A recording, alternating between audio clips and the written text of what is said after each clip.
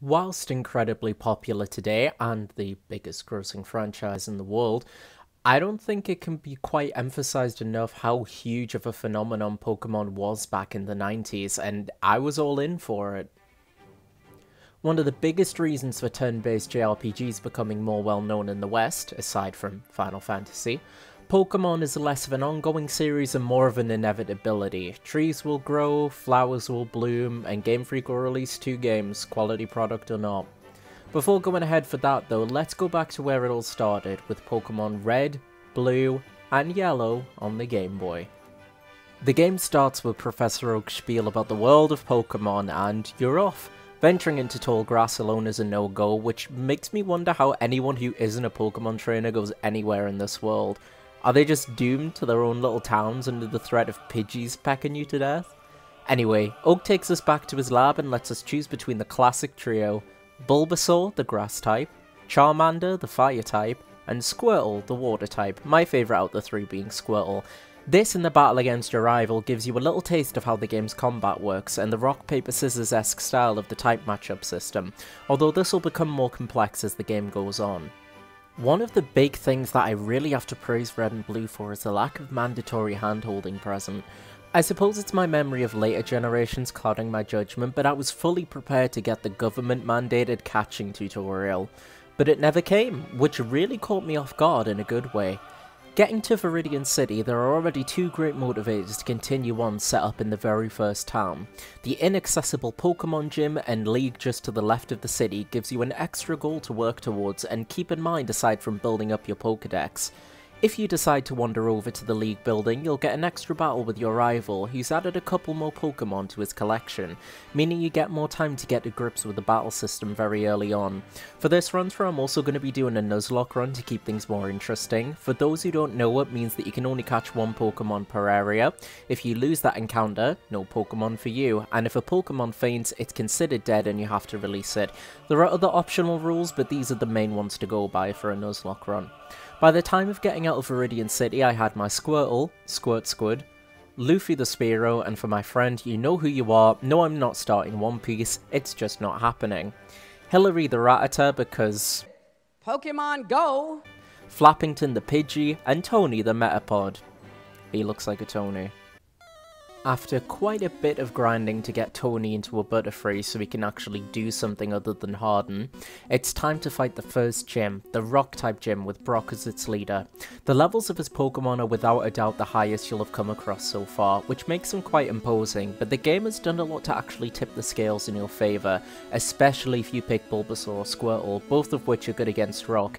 Even if you've picked Charmander though, getting Butterfree will be extremely useful for this fight, the reasoning as to why will be something I'll talk about a little bit later. But after defeating Brock and getting your first gym badge, the next destination is Mount Moon, what I'd argue to be the first proper dungeon of the game.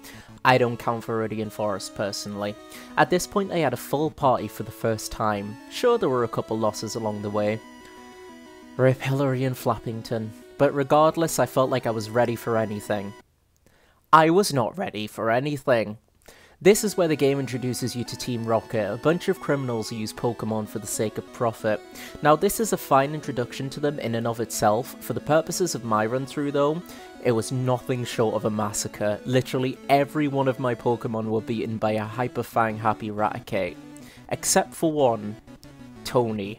Yes, despite being mostly useless for a good portion of my time I've had with him so far, he managed to come in clutch as the sole survivor of the Mount Moon incident. And that's down to one little detail: Psychic type moves. It's a well-known fact that anything to do with the Psychic typing is disgustingly broken in this game. It always does a lot of damage, and Psychic types have basically no counters to stop them, as Bug moves are very weak, and the only Ghost types, Ghastly, Haunter and Gengar, were given the Poison typing too, making them weak to the one type that they were supposed to counter.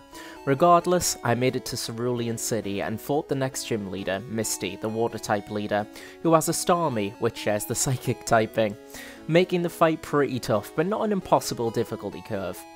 After curb stomping our rival and some more Team Rocket grunts, the player will come across a man who turns himself into a Pokemon. This is Bill, who's always stood out as really weird to me. The whole Pokemon machine thing is never really explained or elaborated on. Potential odd kinks aside, he gives you the ticket to ride on a cruise ship, so that's the player's next destination. By the time I got to the SSN, I had Tap the Drowsy, Tony, and very luckily, a strong Dugtrio I named Cerberus I picked up in the Diglett Cave in Vermilion City. After finishing up the SSN with another battle with our rival, the HM move Cut is obtained. HMs help you explore more of the world, like cutting trees in the way and surfing across bodies of water for example. But the way they're implemented here is really annoying. Instead of just pressing A on whatever you want to get past, you have to go into the Pokemon menu, click on the specific move, and accept the prompt to activate it. Sure, it's minor, but it's time that adds up and becomes more annoying as the game goes on. The next leader is Lieutenant Serge, the electric type specialist, and although his gym is a pain in the arse to get through, it's literally just random luck. With Cerberus, he didn't really stand much of a chance against my team. I've done pretty much all I can around here for now, so it's time to backtrack back to Cerulean and get through the rock tunnel. By the time of getting through it, I actually have a full and somewhat stable party. Tony, Cerberus and Tap, now a Hypno are here of course, with new additions being Ball and the Voltorb, Rockman the Geodude, and Burble, another Spearow, quickly replaced with Tails the Vulpix. The end of the rock tunnel is a very infamous area in Generation 1, but as there's nothing I can really do here right now, I'm gonna come back to this area later, and instead tackle Celadon City. Celadon has a good few things you can do, and it's by far the most expansive area visited yet. There's the game corner, which I've never really been bothered about personally, but I can totally get why it was such a beloved feature of the older games.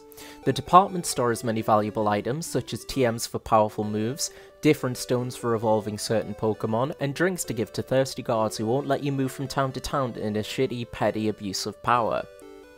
There's a gym here too. It's full of women, as we're told by an old man who absolutely belongs in Horny Jail. This is home to the Grass-type leader Erica, and although we lost Cerberus the Dugtrio, Tails and Tony managed to take her down. Luckily, being in Celadon, I can get a new Pokemon, Eevee, which I quickly turned into a Vaporeon and named Goulion. It's the best evolution, it's the secret ghost type. If you don't know about that, that's on you. Thankfully, you can get a lot of easy experience with the Team Rocket base hidden in the game corner, and whilst I do like this area overall, the puzzles that spin you around are agonizingly slow. It's here that the game finally introduces the boss of Team Rocket, Giovanni. He generally specializes in ground types. Beating him gives you the Self Scope, allowing ghosts up in Lavender Town's Pokemon Tower to be visible and catchable.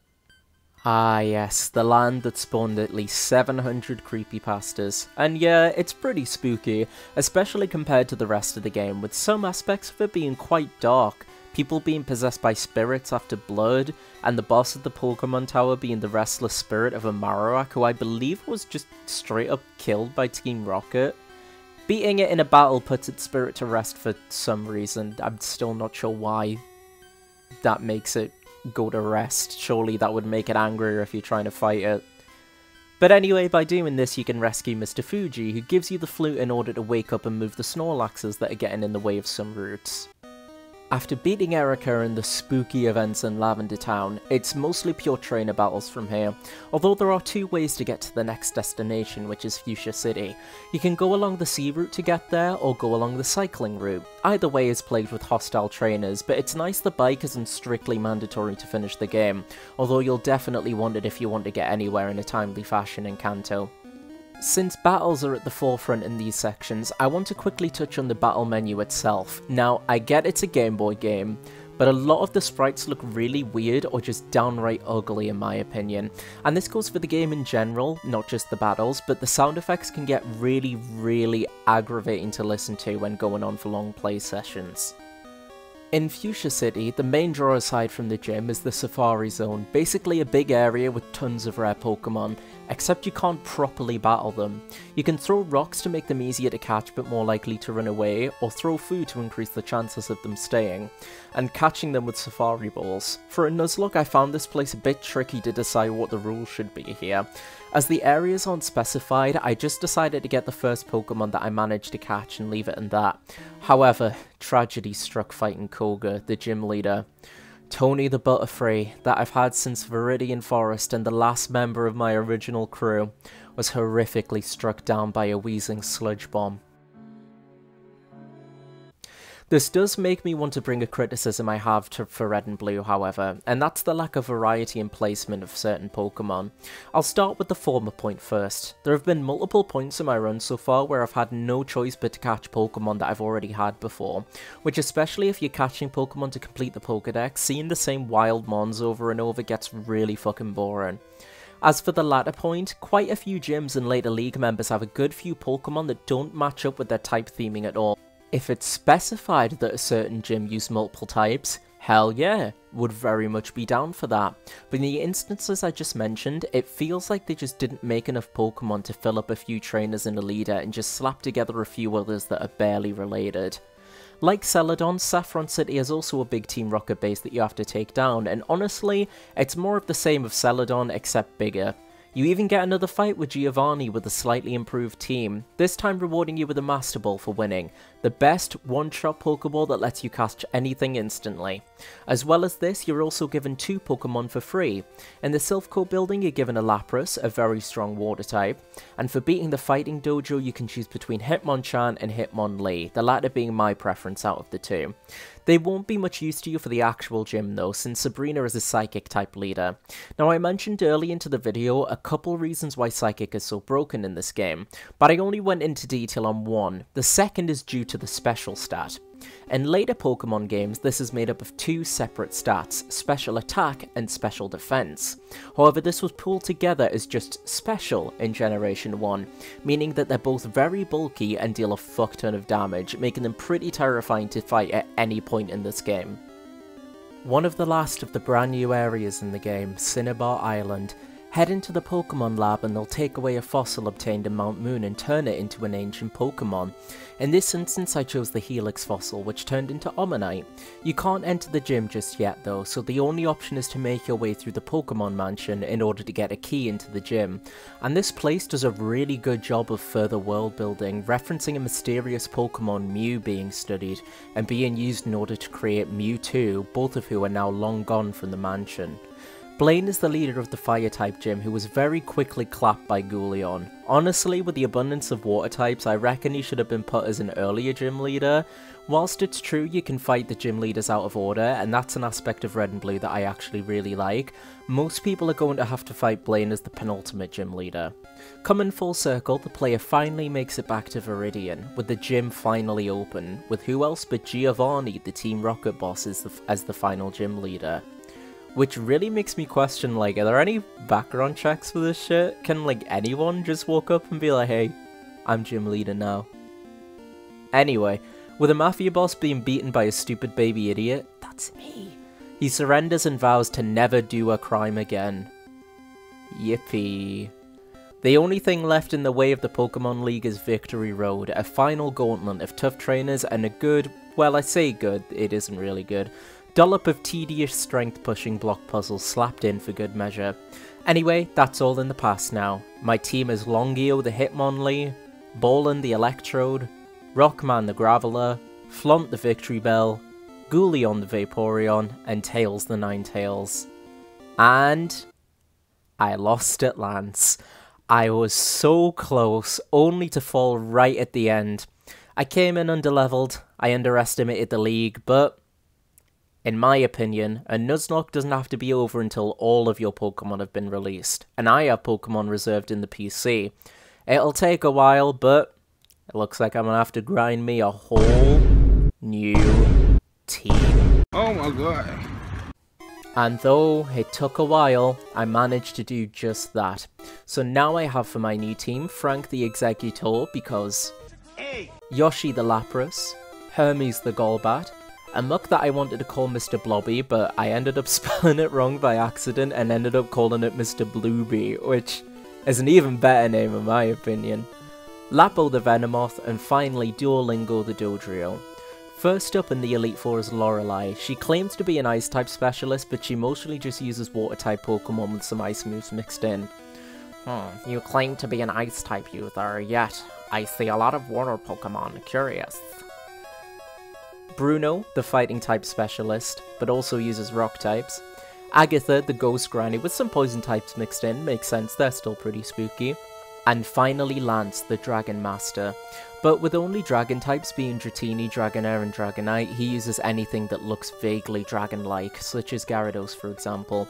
So, beating Lance makes you the champion? Of course it does, and everyone knows by this point your rival stands as the champion of the Kanto region, a last final test of your team composition in type matchup memory, and whilst it is a tough battle, I can't think of anything more appropriate to be the final battle than against the first trainer you fought against at the start of your journey. And with that, you've done it, you're the champion of the Kanto region, but that isn't necessarily the end of the game. There's a few areas that I intentionally neglected to discuss up until now, and I will get into them, but I also want to touch on to the third edition of the Generation 1 games released. About a year after the release of Red and Blue, Pokémon Yellow was released with minor gameplay improvements and Pikachu as your starter in order to follow the anime more closely, the rival looking more like Gary Oak, and the inclusion of the GOATs, Jesse and James of Team Rocket, as well as the ability to obtain all three starters. Gameplay-wise, the only other changes I can even describe as noteworthy are some gym leaders having a team that resemble their anime counterparts more closely, and some updated sprites to make a good amount of the Pokemon look less hideous. Seriously, I think they look so much better in yellow. Other flaws about the game such as the horrible UI and questionable mechanics like the special stat weren't fixed, however that would be a lot to expect from a game that obviously sets out to make minor improvements as opposed to, say, a complete remake of the original. So the optional areas I talked about before, let's start with the power plant. It's by far the simplest of what I can call the late game areas, just being a few square rooms, although the Voltorbs and Electrodes on the floor disguised as Pokeballs make a really fun twist on the mimic trope in role-playing games. At the end of the plant is one of the three legendary birds, Zapdos, the electric bird. This goes for all of the legendary Pokemon in Gen 1, but the "You missed a Pokemon" message makes me irrationally angry. It's basically the equivalent of the Pokeball not rolling once in later games. Yes, Legendary should be hard to catch, but still it just missing entirely as opposed to the Pokeball not rolling annoys me in ways that I can barely describe. The next optional area is the Seafoam Islands, which gets a little bit more complex, with strength block puzzles being implemented in order to make the waterways less intense, in order to get to the second legendary bird and my personal favourite out of the trio, the Ice Bird Articuno. The last of the legendaries is the Firebird Moltres, who's just chilling in Victory Road, which has always felt really weird to me. The other two had their own completely separate areas, but no, apparently Moltres isn't good enough. I imagine that they probably wanted to make an area just for him, but with the hellish development schedule they ran out of time. Would have been nice if they could have made his own little cave at least, but hey, it is what it is. These can all be done before beating the league, however becoming the champion unlocks a hidden area way back in Cerulean City, the Cerulean Cave, a very complex dungeon, by far the most complex in the game, filled with the game's highest leveled and strongest wild Pokemon, and Ditto. At the end of the cave, Mewtwo lies in wait, by far the strongest Pokemon in Kanto and one of the strongest Pokemon to this day. He more than serves as a fitting final extra challenge for becoming the champion. It's clear that Red, Blue and Yellow are phenomenal games, and calling them revolutionary for the time is an understatement to say the least. However, it's been over 20 years since then, and the cracks and blemishes really show from a modern lens. If you do fancy going back to Kanto, and one of the later remakes just doesn't cut it, or if you're in a more likely situation where you're taken hostage and your captor happens to be a massive Gen 1er who needs to trade to complete his Pokedex, I'd say going with Yellow will give you the best experience, otherwise stick to the later Fire Red and Leaf Green remakes, or the Let's Go games if you want to, I guess, go flavor twist on the original formula.